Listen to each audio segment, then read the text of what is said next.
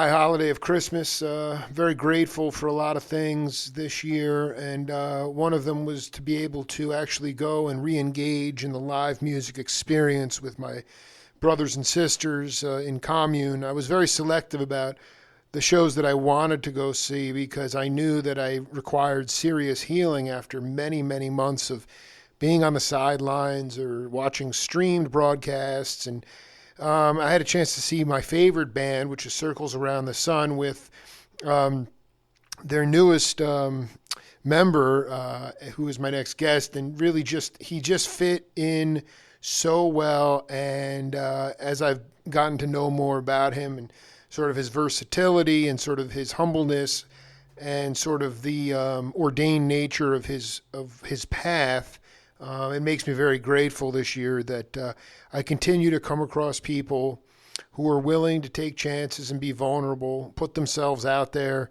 in order to be themselves and to stretch the vocabulary of music. John Lee Shannon, welcome back to the Jake Feinberg Show. Hey, Jake, it's great to be back. Thanks for having me again.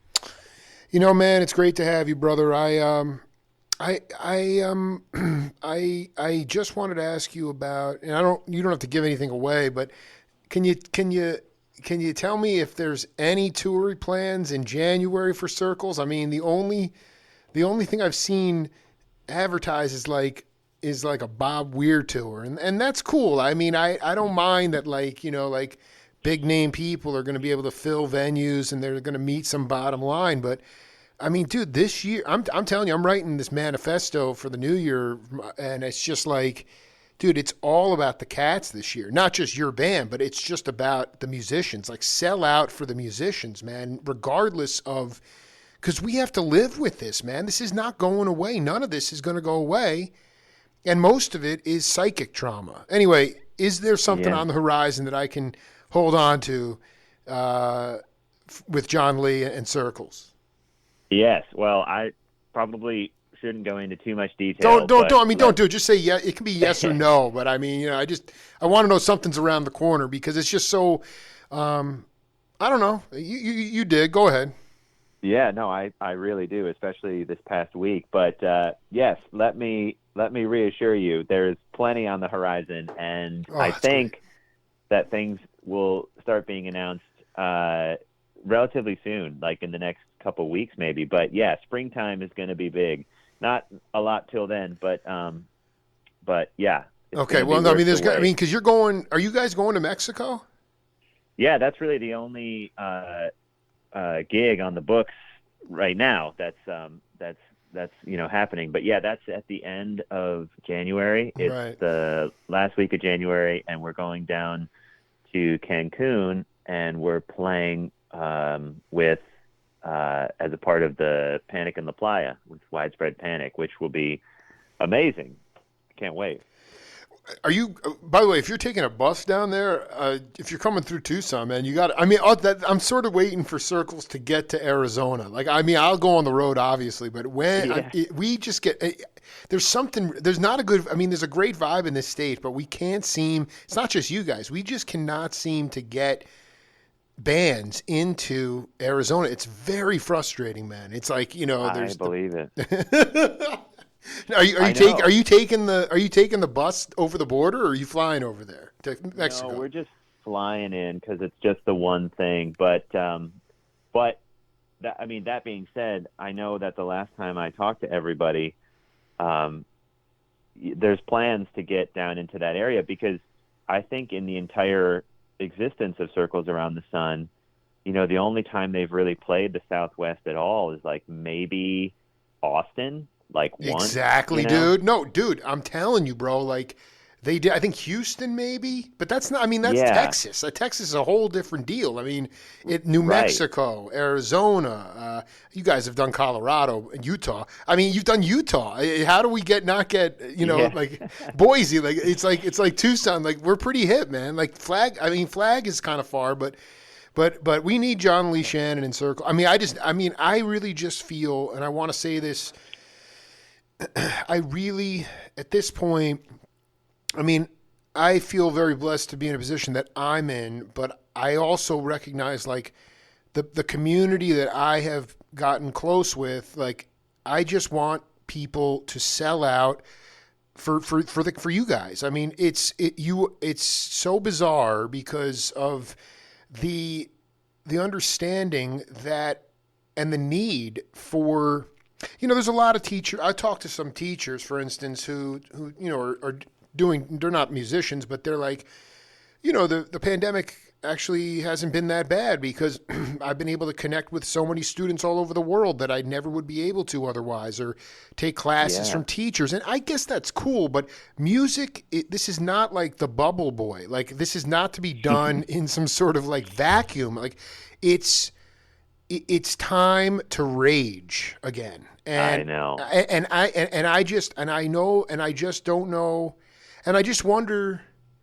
It's not. There's not even a question here. Just I'm flummoxed by the collective psychic trauma. Even now, my parents, my brother coming in for Christmas, and everybody's freaking out. And it's like, guys, we've done everything we can to take the precautions that we can. I mean, the statistics show we're good. We're good. It's okay. Like, we're gonna be I okay. know. We're gonna be okay.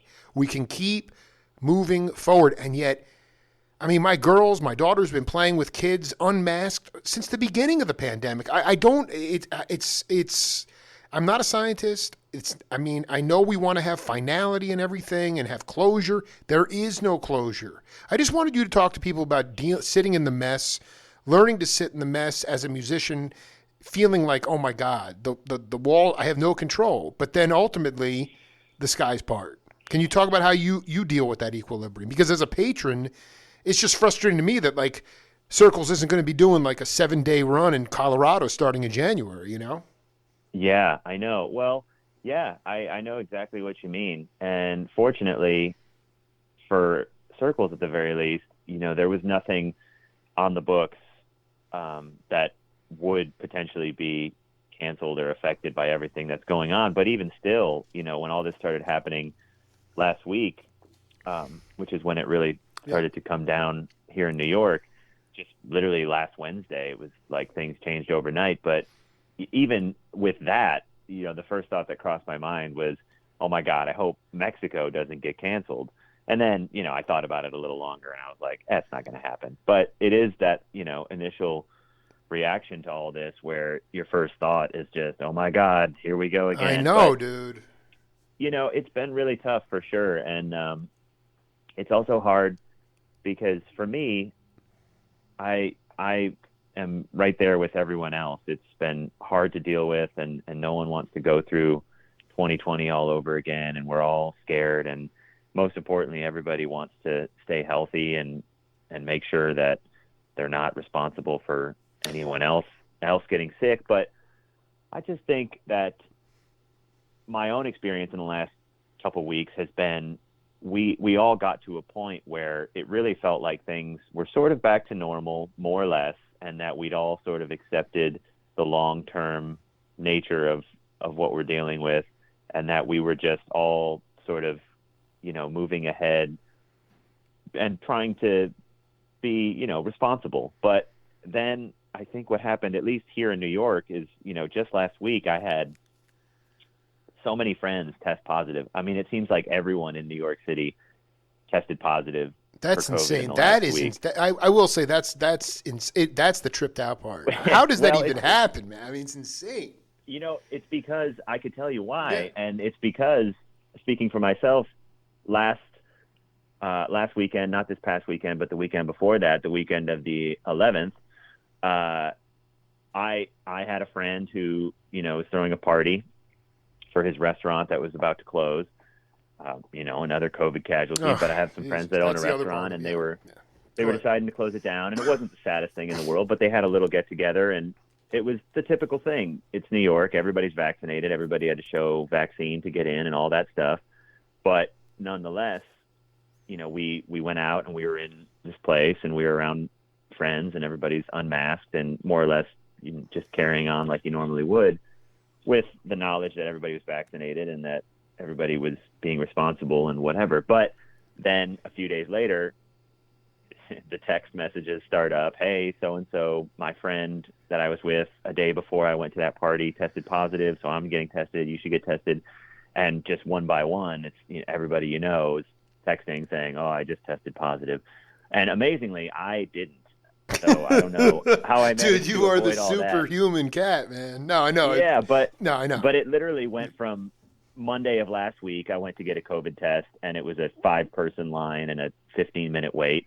And on Wednesday, when all this was coming about, I went to get another one, and it was right back to 2020, where the line was 100 people long, and it was 4 hours to get a COVID test and 5 days to get a wait back. And a lot of people tested positive, but I think it's just because, at least here in New York, people had more or less gone back to a responsible version of normal life. And there were a lot of things going on 2 weekends ago. LCD Sound System was doing like 2 weeks at Brooklyn Steel, this big venue, and it was just, hundreds of people, all vaccinated but unmasked, and going there and then leaving there and going somewhere else. And it's just the classic epidemiology phenomenon of like one person goes here and gives it to one person, and they go there and give it to two. And so basically, because of all this, everyone tested positive. But my point is, to speak to what you're saying, is that I think this has been an interesting little wave that already kind of feels like it's crashing. But I think what it's been is sort of the first time in close to a year that we've all sort of been forced to remember how scary all this was. And because it's the first time that there's been this big uptick, I think everybody just immediately went back to kind of the knee-jerk reaction of what we all learned in 2020, which was, oh my God, we all have to be hyper vigilant and isolate and don't, do everything you can to minimize the spread. And that was important in 2020 when there was no vaccine and it was a new thing, and, everybody was getting really sick and all these things. But I think now, again, like you said, I'm no scientist, and this is just my opinion, but it seems like based on the amount of vaccinated people and the way the virus has evolved, it seems like now we're at a point where you might test positive and you might be a little under the weather for a couple of days, but if you're an otherwise healthy person and all that stuff, it's going to be okay. And I think everybody sort of just had that initial thing of, just reverting back to, like you said, the psychological trauma of 2020 and just going right back to crisis mode, when really I think this is probably just, at this point, I hope it's no different than the flu, which is if you get the flu, that sucks and you got to be careful, but stay home till you feel better and be responsible and then go on about your life. I don't think anybody wants 2020 to happen again. And honestly, I don't think it can. Like, I think the civilization as we know it will just crumble if we have to go back to months of isolation and everything being shut down. And I all agree that stuff. completely. And I think you articulated it well. I mean, I think as the world remains really under-vaccinated, so variants are going to continue to come. And if it's like this, you remember what it feels like when you touch a hot stove, and it's like the thing is, every time we get a variant, it can't just be this. Again, it's important to read the data and understand. Like I want to protect people around me too, but at a certain point, we're going to be in this for a long time. Like, there's going to be variants coming up. It's not like everybody likes to have nice, neat closure. You get on stage, you play a show, the show ends, people go home. Hopefully you get paid, get back on the bus, and you go to the next show. Everyone likes closure. There's no closure with this. It's a very unprecedented thing. And so to sort of I look at it and I say, my God, I've done everything I can to protect myself and other people around me. And I just, and I would say this as like, and I agree with you. I think some people, and again, it's easy for me to say, I don't own, I'm not a club owner or a band that's playing, but at a certain point, like, you could get in a car and get, you take chances in everything you do. And if there's an outbreak at a show, or this idea of like shaming or like that whole thing has to just go away, because you know what? I just went to see Mapache. Well, in California, and it was like the greatest free. It was so inspiring that I was able to come back and be more productive. My head was clear. I was just like, I'm still kind of levitating, and this stuff is like essential, man. It's freaking out. Yeah. That's all I'm saying. Like I don't, I want to, and yet there's a lot of people who are whatever. I mean, it just goes. There's some people that can in their lives. It's one of those things. It's hard for people to let go of things, and I imploring people to sort of take the precautions and recognize that if you're compromised, if you have comorbidity or things like that, okay, be careful or think about what you want to do, but society has to continue to grow, otherwise we will atrophy, and that cannot happen anymore. And that's we can switch gears. It's just it seems to me, at least with this variant, that as incredibly transmissible as it is, nobody's going to the hospital from it. At least that's what I can tell anyway. Yeah, and just to wrap it all up, Yeah. And to add to what you're saying, I just feel like everybody's so burnt out and exhausted by all this, and I really think that at this point, obviously, it's still a health risk for a lot of people, and I personally really respect everybody's right to a choice. But for me, I think if you are somebody that can do it, get vaccinated, get boosted, and let's just try to move on. Because really, at this Absolutely, point, dude. apart Absolutely, from a few bro. people, I think it's much more dangerous. The real danger here at this point, I really believe, is just the divisiveness of it all. And now it's going back to this whole political thing, and people's frustration starts to just come out in this aggressiveness towards other people, and it's just, that whole thing is such a bad look anyway. But it's just so tired at this point. It's like, let's just get over this and I mean, do what just we do can your and move on. part, man. Like nobody's. I know where you come from in the Midwest. I mean, there's like that.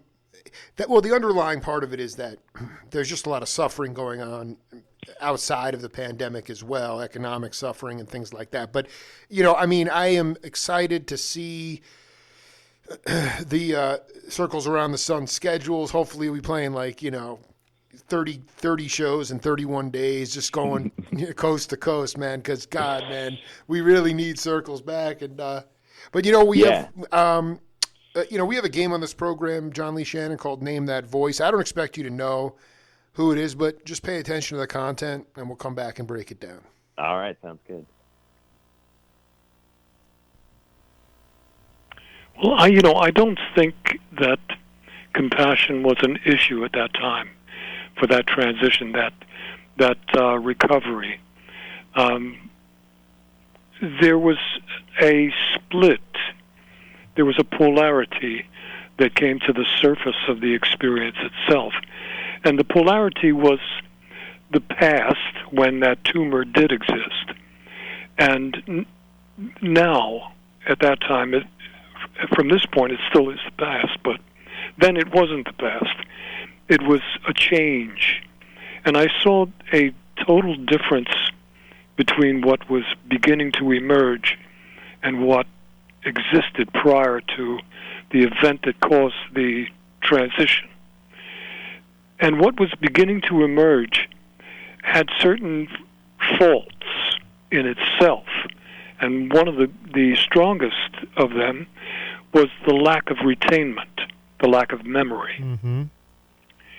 And because of that, I had to really focus more on the moment than depend on expectations of something that I thought should be there. That's when change really began to take place. And I began to focus more upon pleasure of the moment, the simplicity of now. Had no disruption, no distraction by thoughts that came from the past, fears of something that might happen in the future. The only thing that really existed was in the now. And was the birth of that realization that turned into a perspective that became the issue, became my priority from that point forward, and still is to this day. It comes down to focus upon the moment and the pleasure of life itself, without the extension into any kind of distractions. So I think compassion has something to do with that, along with all of the other virtues that I think are forms of exotic pleasure in themselves. Compassion is a beautiful feeling when you provide that for others. And John Lee, that was an interview, one of my interviews that I did with just another absolute iconic hero that we tragically lost was... It's Pat Martino. I got to say it before you give it away. Dude, you are the man, dude. It is Pat, and... I'm a fan. How did you first get hip to Pat?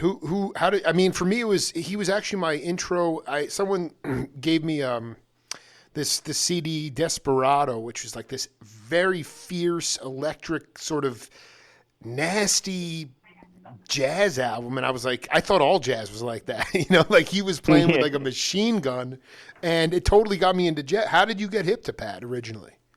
Well, originally, I first heard of him when I went to Berkeley for a brief moment in time. I had just become aware of so much jazz and jazz guitar, especially.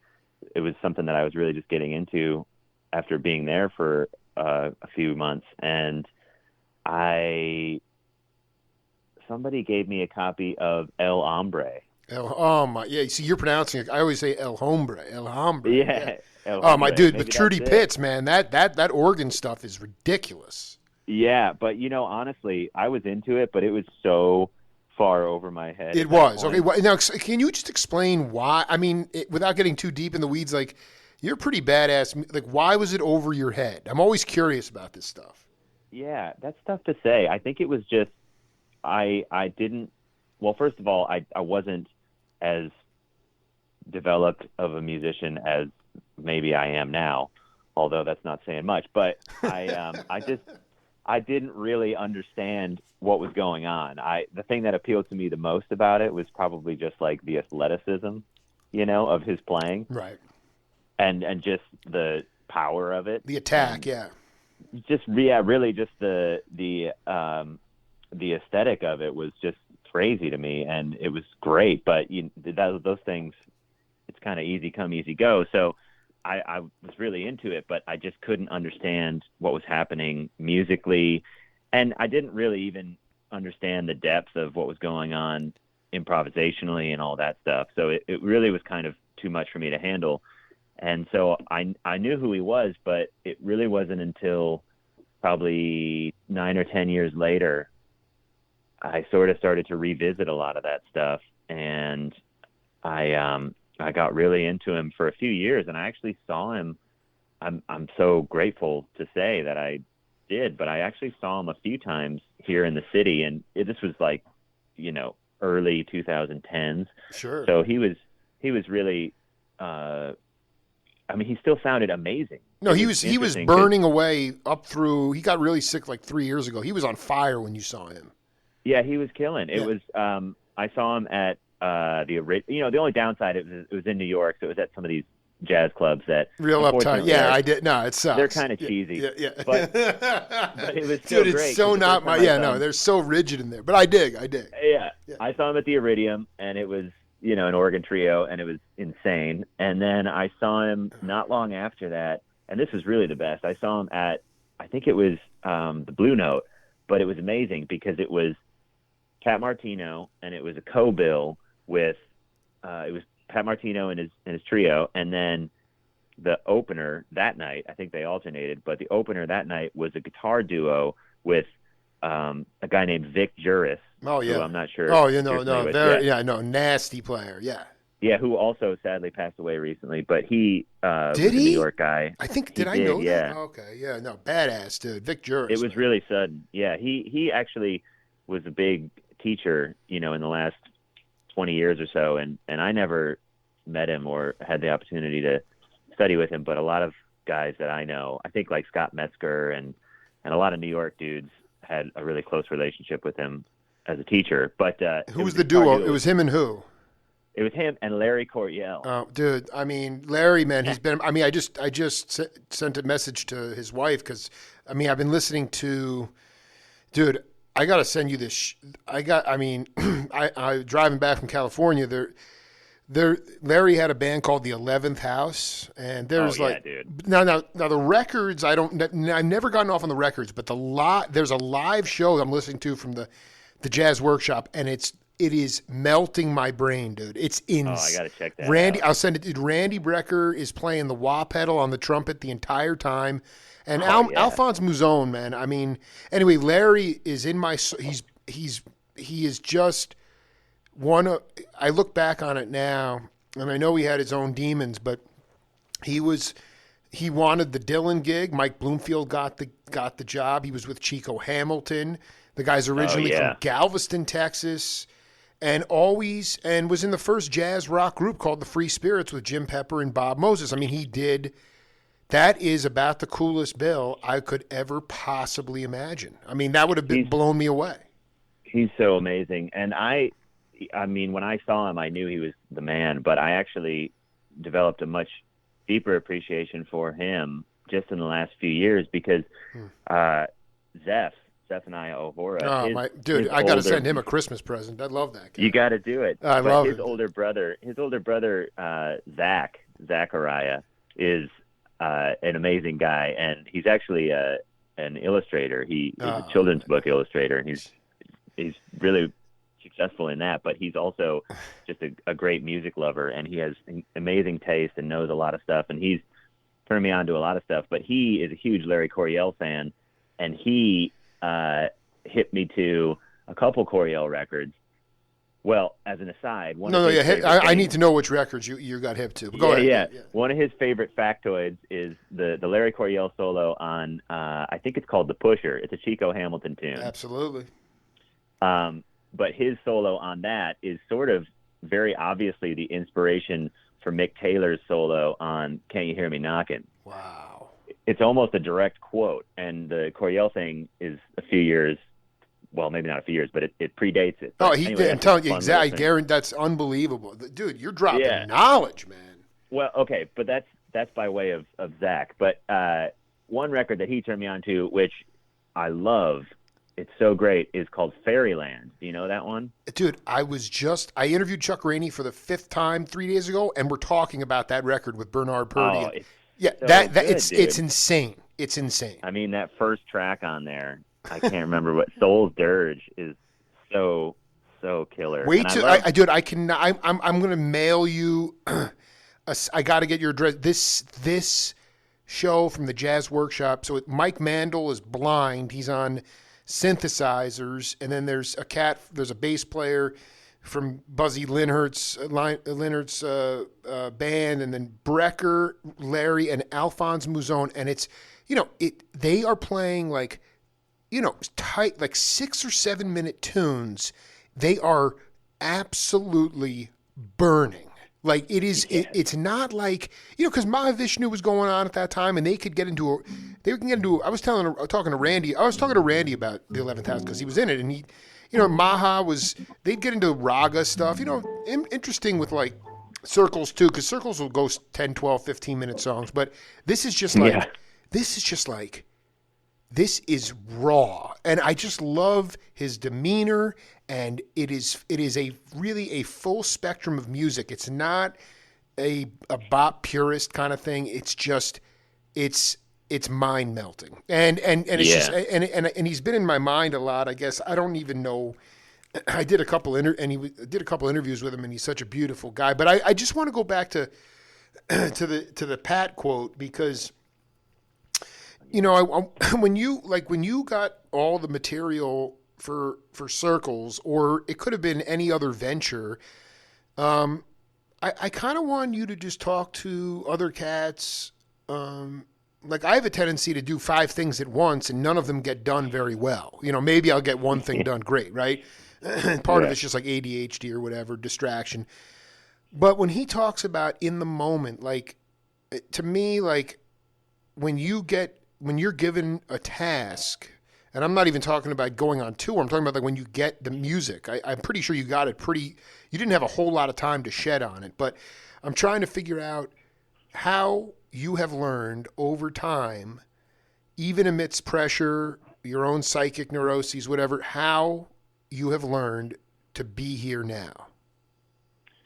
Well, great question, and nice, nice reference there. I actually just saw that Ram Dass Oh my God! passed Yeah, away it's out. yesterday. That was the anniversary.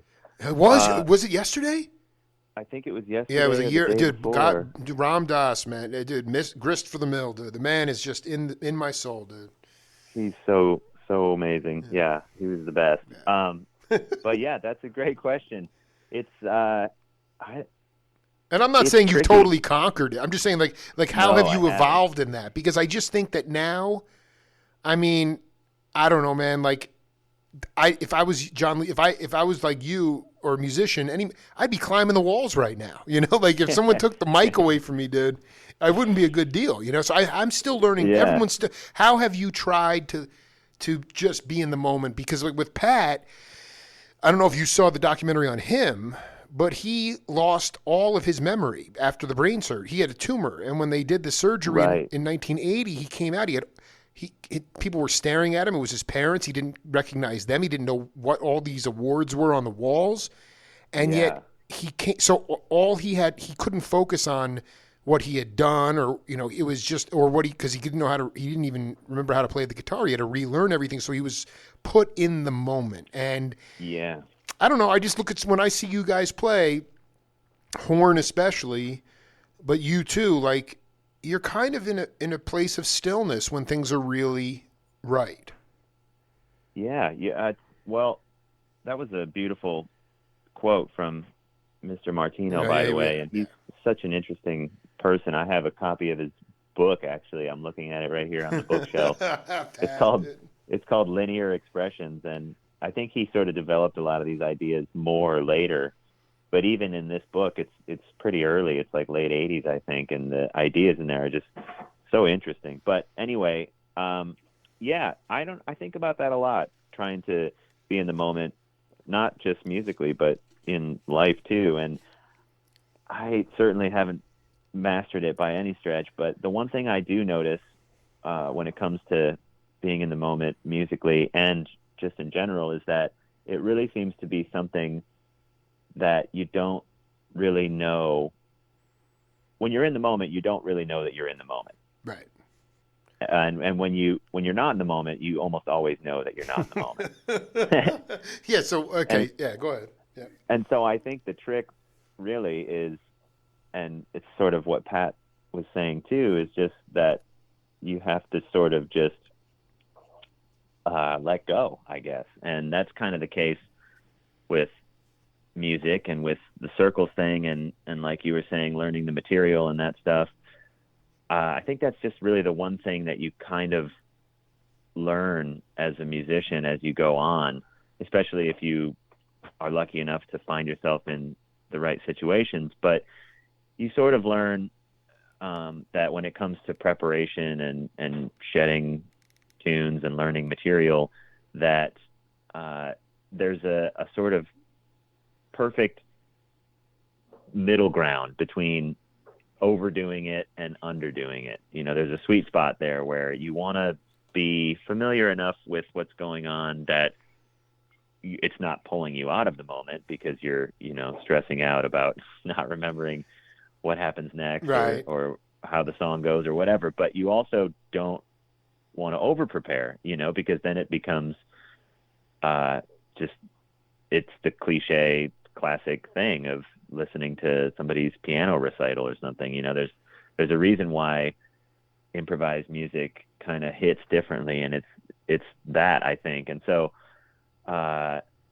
that's really, I think, the key thing is, I think, actors are probably this way, and chefs or whoever, like anybody that's creating, but creating within a certain set of parameters and in a certain context. It's like you need to sort of have enough knowledge of what's going on you need to have a recipe, but you don't have to follow the recipe exactly. And you need to know your lines, but you don't necessarily want to memorize them to the point where you get on set and you're just reciting them from memory. You want to leave a little room for interpretation. And so I think that's the key with music is, and that's like the really the deep aspect of it, I think, in my own experience, has been that, as time goes by, and not everybody's this way, but, I like to practice, and I'm always working on something, and I like to transcribe and learn stuff, and I'm always doing something like that. And the reason why you do that is because it on a surface level, it adds to your vocabulary or whatever. Just like if you did a lot of reading of books, you would develop a big vocabulary of words. But just knowing the words isn't really enough. You have to sort of then give all that time to absorb and settle in. And if you keep doing that over a long enough period of time, you develop this deeper sort of vocabulary, in the same way that, when you speak, you're not thinking about every word you say. You're just thinking about the greater arc of what you're trying to communicate. And so music's the same way. You want to, I think, ultimately, at least I want to get to a point where not only am I never really thinking with my, like frontal lobe, Right. but you're also able to like communicate things that are not just simple and that's the difference between great improvisers. That's the reason why somebody thinks of John Coltrane a certain way, and they think of Stevie Ray Vaughan a certain way. They're both great improvisers, but there's something different there, and it's just a level of depth that comes from I don't know, going after certain things. No, I can't believe the way you articulated that. I just want to read this quote from Stanley Clark. He said that, from one of my interviews, he said, a lot of musicians, particularly younger musicians, they practice their solos. They're literally playing the same solo the same way every night. That's a different skill from what those guys, the bebop guys, were doing back in the 50s. It was right off the cuff, and they were using information and language. We speak English, and of course we practice since we were kids, learning how to enunciate or pronounce words. When you get into a serious conversation with someone, especially if you're arguing, it requires you to step it up a little bit. That's how I would describe bebop. And the idea is it's like having the foundation of the music, or the rudiments of the notes and the structure of the song, but then getting into a conversation where it's right off the cuff. And that's what Dizzy did, and that's what Bird did, and Charlie Parker, Sonny Stitt. These guys, none of this stuff was rehearsed. Can you talk a little bit about, it's different than transcription, but like when you practice, like, are you practicing you listen to Sonny Rollins practice, it sounds like beautiful, like soloing. Do you practice what you don't know? Yeah, I try to. That's the challenge, is explain why explain to regular lay people why I think it's such a beautiful way to practice, but I know it's challenging. Explain why it's challenging. Yeah, well, simply put, the best way to practice is to not practice. It's to play. It's kind of the paradox that exists with things like that, where you have to practice and you want to practice, but in a way, practicing is kind of bad for you past a certain point, because this idea of things not being this idea of things being a rehearsal is kind of tricky, and it's something I struggle with a lot, and I have to really watch myself, because the best way to practice, I think, would be to just go put yourself in a room or wherever and just play. Right. You just make music in whatever context you're trying to do that in. But that is challenging because it's so undefined. So you kind of have to put some parameters in place so that you have a starting point. But that is the tricky thing, is when you listen to great musicians practice, quote unquote. They're not really practicing. Exactly. They're really just playing. And so, that's kind of your life's work, I think, as a musician is either, the ideal scenario is just to be so busy as a musician that you don't really have time to practice because you're just always playing. Like you don't. me Well, and- that was the Grateful Dead methodology. They just are on the yeah, road all the time, playing so much. You had your chops exactly. down. Yeah. Exactly. But then there are situations where, like in the case of bebop and things like that, it does depend on the context and it does depend on the music, because there are certain types of music that are much harder to improvise over and play over, like bebop, for a number of reasons. And I wouldn't in a million years claim to be somebody that can do that well. But that's one thing. And then there's also the exact opposite, which one of the things that's interesting about Circles Around the Sun, and one of the things that I enjoy so much about playing that music, is that it is kind of the opposite. It's has more in common with, the later period of guys like Miles and Absolutely. when things got into the Electric. modal period. Yeah. Fusion. I hate that word, but yeah, totally. Yeah, it's really like the best blanket term for it would be modal music, because it's when they had sort of pushed everything to the furthest possible extent with playing over these, Tin Pan Alley tunes and show tunes and bebop tunes that had tons of cadences and changes and modulations and were harmonically really dense and challenging. They had done that sort of to death, and so the next, that's Kind of Blue. That's why Kind of Blue was so important, because that was really the first example of a record that went completely in the opposite direction and said, okay, instead of having songs that have 32 bars of stuff that just never happens twice and is the most complex music to improvise over you could imagine, let's go in the other direction and just have a song that's 2 chords, blue and green. And then that became sort of the thing with music. So I'm not. No, but it's all. No, but the bass call lines get very ostinato like. It's very cool. It's just yeah. it's almost trance-like. I'm always nervous somebody's going to call the jazz police on me, but it's let them call. They're harmless. They're harmless. Call them up. Yeah, but it's that's kind of what Circles is more in line with, is that period of music. And when it comes to improvised music, that's kind of the spectrum. On one end, you have music that is always changing harmonically and has a lot of challenges where you sort of have to know exactly what's going on at all times. And the floor is kind of always moving underneath you. And then there's the other end of the spectrum, which is, just one chord.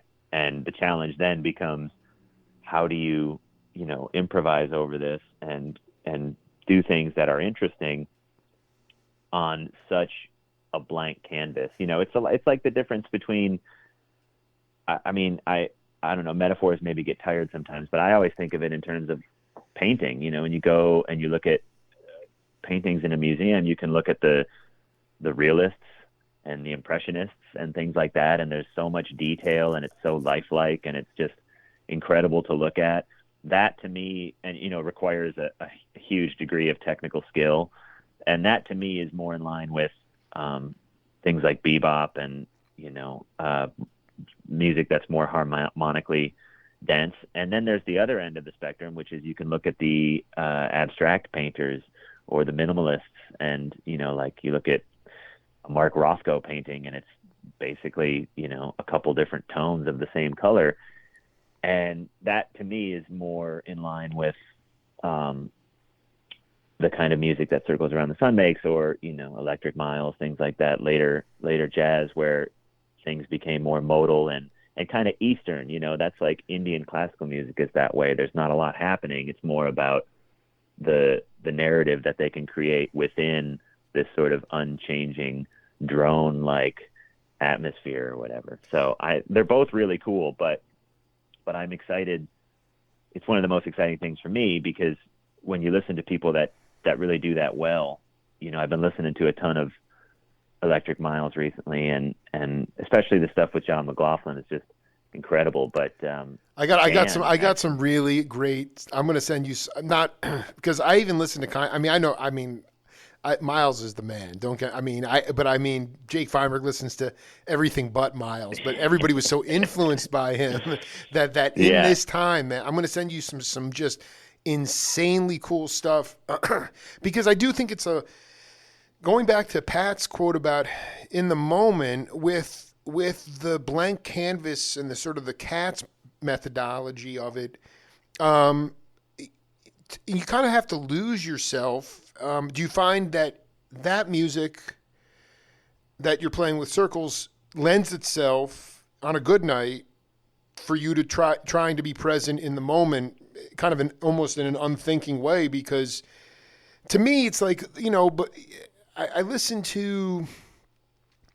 It's interesting. I've been listening to the early incarnations of Throwing Stones. I don't know how hip you are to that song, the Weir Barlow song, but.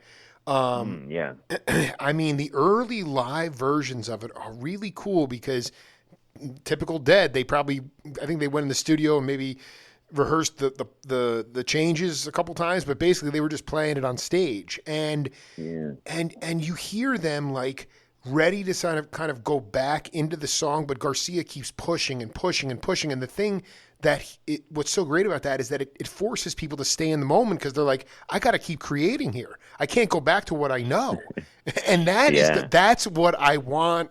And I know it's really hard and people that's what I want all musicians to do. I just want them to keep going and going because it's easy to fall back on what you know. Do you feel like, I mean, I think you guys are considered sound yogis, that's what you are. I mean, you're kind of on a continual search for sound. I mean, do you find yourself being able to, not necessarily bebop, but in more complex music with more changes, you're more kind of focused. Maybe it is a little more frontal lobe compared to Circles, which is kind of wide open, free. And, if you clam something, hopefully everyone will come with you. Yeah. Yeah. I mean, they're both, when they're done well, they're both so amazing and so impossible to compare. Yeah. But the one thing that I notice is that when it comes to music that is more open and less dense and things like that, is it sort of forces you to think differently. And that's one of the things that is so impressive to me about Adam is he's such a master of just sort of using it. Almost becomes less about notes and things like that. That's the thing with music that is more structured and sort of cyclical and has more chords, like old jazz standards and things like that have a lot happening, is because there's so much going on and you always have to sort of be making the changes. You're always kind of thinking about the notes. Exactly. And that really That's what I was trying to say. Yeah. And I mean, the guys that do it really well are not, obviously, but that is kind of the thing, is that basically is center stage, is the fact that you're navigating this terrain and playing such beautiful things, and the notes themselves are kind of the focal point. But when there's not a lot going on and it's just one chord for 10 minutes, then if you just, sit there and blow for 10 minutes, it's going to wear people out really fast. And so it becomes more about not only being able to kind of just bubble along, which is what people like Jerry were such masters at, but not just Jerry, Frank Zappa was so amazing at that too. He was, you're right. It just kind of never really like blew his load, like sometimes. No, it's so like, true. I mean, it's so true. I mean, they would, went but on forever. Yeah. But then that's part of it. But then the other thing is, which I think is why Jerry was such a, at a certain point became such one of the first guys to really use effects and things to kind of change his sound, is that beyond that approach of not really like letting the peaks get too high or the valleys get too low or whatever, you just bubble along musically. But also that's where like the color and texture of things comes into play. And Adam is so great at that. I mean, all those guys are so great at that, but Adam being sort of the other melody player in the band and soloist, is such a master of that, where he is really able to use the different keyboards that he has, and even just the way that he uses delay and things like that. It's just he's so good at it, of just, it's not, it's that other dimension of things where it's not, hey, listen to this line that I just played. It's more, I'm playing, a line, and it's great, but listen to how it sounds. How Or it feel, dude? I'm telling you, it's like a magician up there. I mean, yeah, it's like he's playing tricks, because yeah, there's all this sort of vibration stuff coming out of it, and resonance, and he's not overplaying, and you're like, what is right. going on here? It's really quite. It's just. I mean, it's why we need to get Circles on the road as soon as possible, man. Yeah, absolutely. I agree. And so, just to sum it up, that's, it's kind of, it's been the most fun thing for me. And I would hope, very far from anywhere near, mastering that, but it's been a great challenge and something that I'm really enjoying thinking about and striving for, and all those things. Well, it's And kind of like thinking. yeah, It's like getting geeked up for it, and then when you get that opportunity to be on tour, for kind of just forgetting all of it and just letting stuff come through you. You can yeah, tell that exactly. is the magic of the music that I love, is just cats that have vocabulary, but a self assuredness to go. Sometimes with Circles, I mean, people talk about these, not blowing their load, I just feel like you guys are climaxing so much. I mean, maybe it's subtle, but it's really amazing, because I feel like, and just to me, like, it's really just like it's the hippest band around, and there's a lot of cats that are in this sort of jam circuit. Um, and I think maybe we talked about this last time, where you just sort of start at 10, and the only place you can really go it's kind of like, once you start playing loud, the only place you can go is louder. And so Hmm. there's dynamics within the group, um, and it just, you just feel like there's more. I'm actually completely amazed that it even exists at all. It's that cool. Yeah, Yeah. yeah, it really is. And that's been, for me, for my part of it, that's been really, obviously, where the work is to be done for me, because those guys have been playing together for so long, and they're such masters in their own right, that that's already so well established amongst the three of them. So much so that anyone, myself included, can kind of step in and not really mess it up too much. But if that fourth person, me or whoever, really locks into that, then that's when the magic happens. And that's been great. The last time that we were out, which it seems like it's been 100 years at Years, this point, years, dude. but it was really, that was, we did a 2 week tour in November and a two Sure. week tour in September, and that's it. But especially in that last 2 week tour, there was a really special point about halfway through, where we had, gotten used to kind of playing together again, and things were really starting to sort of gel. Yeah. And I could just tell from my part that we were all really starting to lock in, or maybe rather I was locking in with them, just in terms of, it doesn't always happen, but when it does, it's so special, where, the next thing that happens at just the right time. And, the solos have, a really nice balanced arc and all that stuff.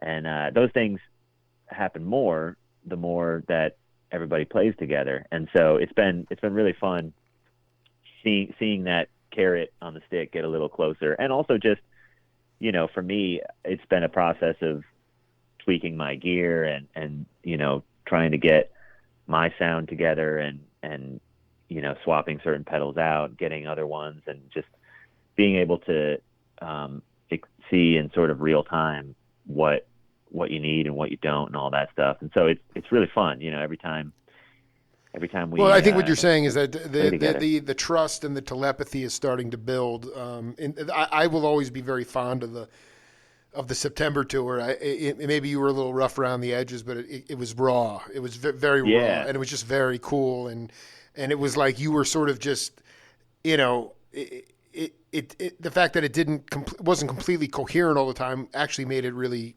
I got off on it. It was beautiful. The whole thing was beautiful. Yeah. You know, Yeah. I wanted I'm going to play another Name That Voice. It's this cat's birthday. It's the one. I'm impressed you got Martino. I'll be impressed if you get this one. So take a listen. We'll come back. All right, cool. Well, we did play together karaoke. I'm not sure that, I think that Jerry liked my playing. He was always very complimentary about it, but Jerry wasn't primarily a finger picker. Jerry's more a flat picker, coming out of the bluegrass jug band scene. And his sensibilities when he was playing guitar or banjo, his sensibilities as a member of a band would ultimately become very educational to those of us who never really played in bands before. But, the thing was, like I said, the nice thing about the California scene back then is everybody really, they liked the scene. We were all there to play and be heard. It wasn't, there wasn't a lot of swing and dick stuff. You want to take a guess at who that is? I think I might know only because Oh my God! If you get this, man, I mean, I'm buying you a cake or something. Is that Barry Sless? Dude, you know what? Honestly, great guess. His birthday was yesterday. Today, Damn. That was the legendary. He's still with us. Bless is Jorma Kaukonen. Oh yeah, dude, and Jorma. So I want to ask you about. He said first of all, like. He said him and Garcia, this is the greatest thing, because when he went out, he was at Santa Clara State. He left New York. He was with he was in that folk scene, but like Dave Van Ronk and those guys looked down on him. He was like the young little pipsqueak. And then he goes out there, and the first day he's down there, he's in San Jose, and he sees on a telephone pole, Hootenanny, 9 o'clock at this place. And folks, some club, and he walks in, and he met that night in '64. He met Janice and Jerry, and they were all kind of just playing, solo acoustic stuff. But he eventually said, he goes, Jerry and I never really got off on the swinging dick stuff, which I thought was hysterical, because it's like, I just wonder how you have learned. This might take you back, but I mean, like you said, when you first heard Pat, it was over your head. Not that Pat's wanking it, but it seems like a lot of people think like they have to put themselves out there by showing what they know. Lots of facility, lots of technique. But a lot of times I wind up staring at the wall with that stuff, as opposed to what is coming out of your soul.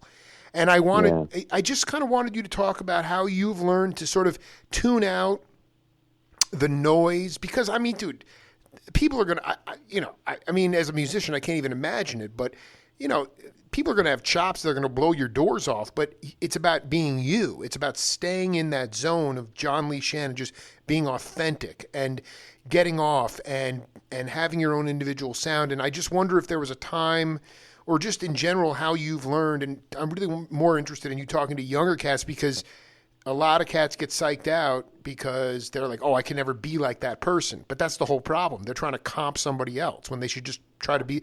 What's your advice to kids, especially now in the age of YouTube? I mean, we went through Guitar Hero, but there wasn't, MTV, we were still an auditory society. Now everything's visual. So you see something visual and you're like, you get psyched out. And I just wanted you to talk about how you've learned to deal with the swinging dicks.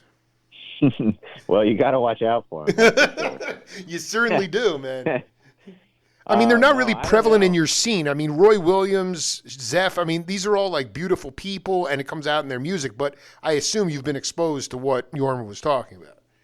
Yeah, well, it's actually funny that you mentioned Roy, because he's kind of the first person that came to mind when I was thinking about how to answer your question just now. But, I mean, first of all, when it comes to the swing and dick thing, for me personally, I think really that's more of just a personal trait than anything. And if you happen to be a musician, then of course that's going to come out in that as well. But for me, that's the whole that whole vibe has never really been me, and I don't like that. So I try to curb the ego and all that stuff. But it makes me think of Jim Campolongo, who is do you know Jim? Yeah, no, and I think talk. Maybe you talked about him last time. Something he was always on people's front of mind. Yeah, Jim is an amazing guitarist and Telecaster player. He lives here in Brooklyn. He's from San Francisco originally, but he lives here. And I first met him 6 or 7 years ago because he was playing with Zeph for a while. They did a record together and they had a little band. And so I met him then, and then we just became guitar buddies and are still really good friends. I see him maybe once a month, but he's a really sensitive, incredible artist, and he has a great line that I think he first used in reference to Joe Bonamassa. And no offense to Joe Bonamassa, nothing wrong with that guy, but Jim described his music and playing as alpha blues. which is kind of perfect because there is this whole weird world of alpha blues. It's sort of the post Stevie Ray Vaughan thing where it's just real. And, all those guys are great. I love Stevie Ray Vaughan. He was the first guitar player that I ever was really blown away by. But there is kind of an alpha quality to it. And it kind of makes sense. When you think about Jerry, of course Jerry didn't have that because he didn't seem like that kind of guy. He wasn't. But well, they came from. No, I want to talk about. They came from a folk aesthetic, also. But in general, I just, what would you say to kids who are, the thing about it, this guy Bonamassa, the guy's I guess that's what sells now at some sort of mainstream level. The guy he gets a lot of gigs, and that's part of the thing that, I'm more interested in having the actual, real authentic person come out in their playing as opposed to this alpha blues kind of stuff. And it almost seems like they're becoming a caricature of the music they're trying to play. But it's weird. Yeah. So to answer your question, I mostly just wanted to share this. Yeah, it's a great the line, wonderful line that is Alpha Blues. Alpha Blues, I like that, man. But Joe Bonamassa, amazing player, great dude. Totally. That's okay. I don't mean to cast any vibes his way. We can edit it out if you want. Yeah, I don't care. Yeah. No. You know what I was going to say is the thing to me that I always sort of think about, which maybe is helpful in terms of not getting sucked into the, tendency to want to be somebody that blows people away with their chops, is when I first started playing, when I met Roy and we started playing together a lot, I was just so blown away by his time, by his time feel, because he's just one of those people that has just an incredible sense of groove, and it comes out in everything that he plays. He sounds the same way on piano or guitar or bass and everything, but he always just has such great time, and it's always so in the pocket and it's so grooving. And I had never really played with another guitar player that had such great time. And there's another guy named Luca Benedetti, who's another I've interviewed Luca, badass. Yeah, love the cat. Yeah, Luca's the man, but he also has incredible time. And so when I met both of them right around the same time, and it just struck me how killing their time was, and how everything they played sounded great because of it, and it inspired me to start to really work on that myself. And I'm still, you're never not working on that, but that's one of the things that made me really develop a deeper appreciation for Pat Martino, and not just him, but in the jazz guitar world, for my money anyway, there's really three guys that are unbeatable when it comes to their groove and their time feel, and that's Pat Martino, and sort of in the same school, George Benson, and the daddy of them all, Wes Montgomery. Absolutely. Those three guys nailed it. Yeah. Yeah, those three guys, when you listen to them play, it doesn't really matter. Anything else is sort of secondary because it's just so grooving all the time. And so when I really got on that kick after hanging out with Roy, which I'm very much still on, it sort of made me realize that, the more that you kind of focus on the pyrotechnics of guitar playing, the less you tend to be thinking about, the feel and the time and the groove of what you're playing. And, it always seems like when you see somebody that's clearly trying to just, impress people as opposed to maybe move people, that's the one thing that's missing, is that sense of groove and the feel in their playing. But occasionally there are people that, are incredible players that have crazy chops and also have crazy time feel, and that's great too. Well, that's the best. I mean, the most important thing is I just want them to be having a conversation with their bandmates. I just going out and just pummeling people. I just want more than anything else. It's just it a lot of times I just part of it's like I'm not really hip to like the kind of guitars you play, but Adam's using like an early model Moog. Horn's got an alembic bass. I mean, part of it's also like the textures and the sounds of the instruments themselves, but that lends itself, and the time feel lends itself to people developing their own individual sound. And I don't necessarily get off on the homogenization of sound today. It's hard to tell who different cats are. And that, I think what you hit on, which is interesting, is the groove and the time feel, is that most cats come up being infatuated with having to play not just loud, but lots of notes or showing off their chops, but they can't play rhythm. So their time is not that good. Yeah. I mean, especially guitar players. Right. Guitar players are sort of the most notorious for having bad time. But, I don't know. I don't know if that's necessarily advice to someone on how to not get sucked into the swing and dick scene. But I think honestly, when it comes to that, it's just trying to be a nice person. Yeah, right. I mean, I just want to see Jerry and John Lee Shannon sitting at the table, and Yorma, just sort of being get that loot, let's just go up there and blow his socks off, play some ballad, because there's other ways of moving people. That's the point. Yeah. You don't have to do the alpha blues thing just because that's the way it's portrayed in our society now. You have to be intense, in your face, whatever that means. There's other ways to do it, and many more tasteful ways to do it, except you have to be willing to be vulnerable to want to learn that stuff. And that requires you to stay in the moment. These are all things that are essential instead of just relying on sort of the same old hackneyed run, and it's hard though. Yeah. It's hard to, you're right. But now that I'm thinking about it more, it's hard to really say one way or another musically, because, I don't know how there's always an exception, it's like Alan Holdsworth. Alan Holdsworth is pretty fucking amazing and pretty moving to me when I listen to him, despite the fact that it's, highly technical and ultra impressive and just kind of crazy sounding music. But I think that's really it, is,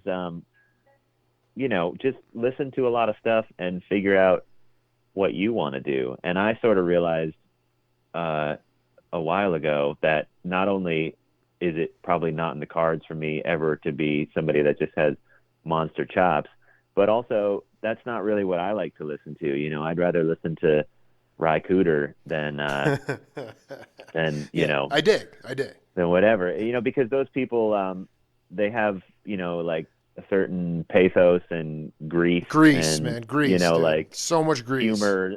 Yeah. It's just it's more, I don't know. To me, it's, no, it goes, listen, if people are, I'm not saying, there are cats that can do it. I mean, Coriel's another cat like that, where it's just, it's not even, Larry's got that Texas grease going on. But, I don't want, I wonder, I just wanted to ask you if you, and let me know if I asked you this in the first session, but have you ever just stopped listening altogether to music because you were tired of the input and you just needed to figure out what was going on inside of you? Yeah, sometimes. I not in recent times, but what I've done in the last, since the pandemic and things like that, there was a good year-long period during the pandemic where I didn't stop listening to music entirely, but because I didn't really have any reason to listen to anything in particular, after a while, my taste in music just started to sort of wander, and I started to kind of remember that in my early 20s, and before that, really, like in my teens and stuff like that, I used to listen to a lot of stuff, like a lot of stuff that some of it I would never listen to now, but when I was a teenager and things like that, I listened to so many different things. I listened to, I just listened to the radio and the pop music of the day. And Sure. I've always been kind of a phase guy. So like I had so many different phases, and I kind of realized like during the pandemic, because I wasn't, playing gigs or working on anything really, I just started to let things wander. And at the same time, I met a guy who is now a really dear friend of mine. But right at the start of the pandemic, I met a guy named Ron Herrera, who goes by the name Ron Like Hell, who is he's actually a DJ, and he lives here in the city. He's a DJ, and he spent many years working as a buyer at a few different really great record stores here in New York, and he's just an incredibly he's not a musician. He plays a little guitar, but he's just an incredible wealth of knowledge when it comes to music, and he knows so much about so many different things, including most of the stuff that I have a lot of knowledge about, but a whole bunch of stuff that I have no idea about, just from all eras. And so getting to know him and hanging with him, I started to get into a lot of different stuff that, is incredible music. A lot of it is... What kind of stuff? A lot of it is from like the disco era. There's so much great stuff. Yeah, well, that stuff. Wow, I'd love to know some of that stuff, because the early there's a lot of good stuff in there. There's a lot of schlock, but there's a lot of good stuff too. No, there's some incredible stuff. A lot of, but especially, I realized right away too that being in New York, between New York and Philadelphia, that's kind of the folk music of, absolutely, this part of the country. Oh, it's nailed it, yeah, absolutely. And so I started to get into a lot of that stuff. A lot of electronic stuff.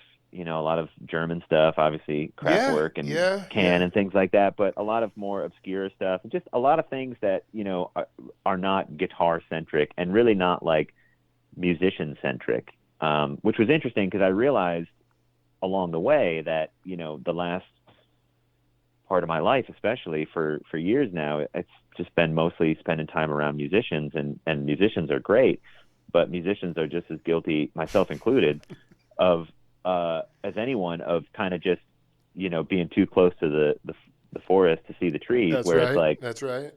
You, at a certain point, as a practitioner of music, you sort of start to just listen to things for specific reasons, and it's easy to forget that there's this whole world of music out there that, and I know because in the time that I've become aware of a lot of this stuff, I'll talk to friends of mine, musician friends of mine, who know a lot of shit and have a lot of knowledge, but they're completely unaware of, this song or this band or whatever.